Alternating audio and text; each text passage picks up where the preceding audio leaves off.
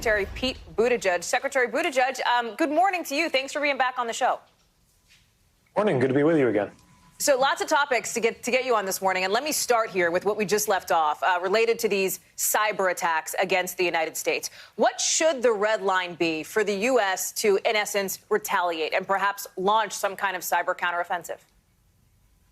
Well, I'll let others speak to military capabilities and doctrine. We've had for over a decade cyber command managing our defense capabilities. Meanwhile, you have the Department of Homeland Security doing a lot of work in partnership with law enforcement to make sure that our infrastructure is secure. And then, of course, there's the piece that the Department of Transportation has, which has traditionally been to make sure that our infrastructure is safe. Now it's increasingly clear that that includes not just the physical means of safety that we've thought about for years, but making sure that we have resilient infrastructure in the face of mounting cyber threats. I think you're going to see us raise the bar in terms of our expectations as we work with state and local partners, as we work with private sector partners to make sure that we have harder targets for these kinds of cyber threats, because it turns out, having a crack in your cybersecurity can be just as damaging to this country as a physical crack in a piece of steel like what I saw in Memphis at the I-40 bridge yesterday. I want to pick up on something you just mentioned. You talked about having potentially harder targets and the idea of resiliency. So let's get into this idea of resiliency as it relates to infrastructure under your purview here. At this point, private companies, and I know the executive order discusses this as it relates to contractors, but other companies are not required to tell you when something has happened, right? Does that need to change, and will it? Do you think that is a critical step that will be useful as you look to, as you say, harden up the infrastructure? Yeah, it's clear right now that we don't have all of the tools that are going to be needed as the years go forward and these cyber threats grow in their number and their complexity. It's not just in terms of being able to get information, but also when you think about things like disaster declarations and the way we respond to emergencies. A lot of the law was written in a time when nobody was thinking about even the concept of cyber threats. They're about natural disasters and they're about physical attacks.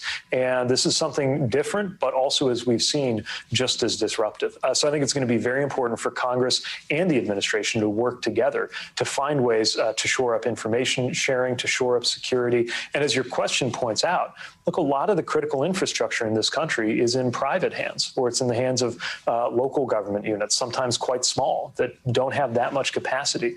But what we're learning is that every organization needs to be thinking about cyber. This is not something you tuck away in the IT department. Right. Any business, any government needs to be competent at cybersecurity. So given that, quickly, would you then support a requirement that mandates companies tell the feds when something like this has happened? So, as you know, in certain cases, the president's executive order has already been able to improve our ability to get information. But we are going to need to work with Congress to get the other kinds of capabilities that we need. It's a major policy challenge ahead. I wonder, Mr. Secretary, do you consider attacks that are significant against, let's say, critical resources, food, fuel, the country's transportation system? Do you consider those acts of war?